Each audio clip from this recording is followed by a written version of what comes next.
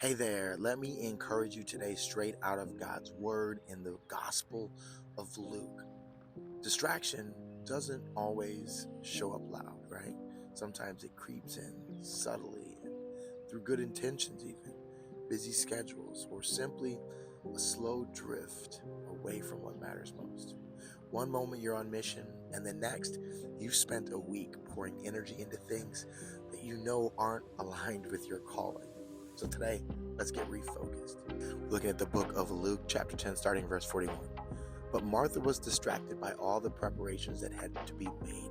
She came to him and asked, Lord, don't you care that my sister has left me to do the work by myself? Tell her to help me. Martha, Martha, the Lord answered, you are worried and upset about many things, but few things are needed, or indeed only one.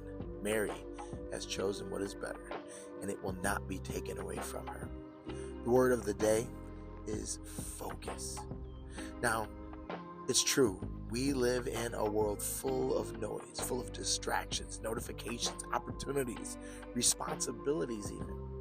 And often, the danger isn't that we'll be pulled into obvious sin, but that we'll be pulled into lesser things.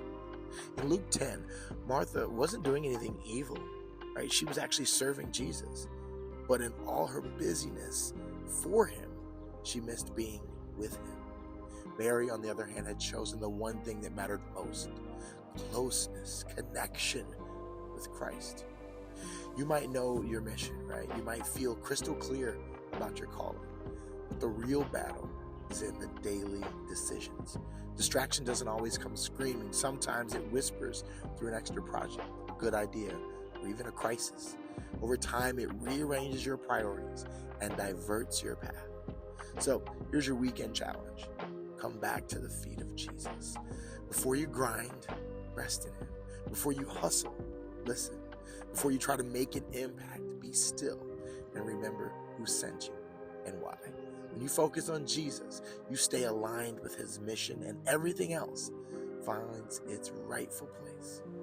So today, ask yourself, what good things have you allowed to steal your attention from the God thing? Where have you become more like Martha than like Mary? And in prayer, ask God to help you realign. Hope this has encouraged you today. If it has, share it with a friend. I'll see you back here next time. Be blessed, be a blessing, and keep creating for God's glory. Peace.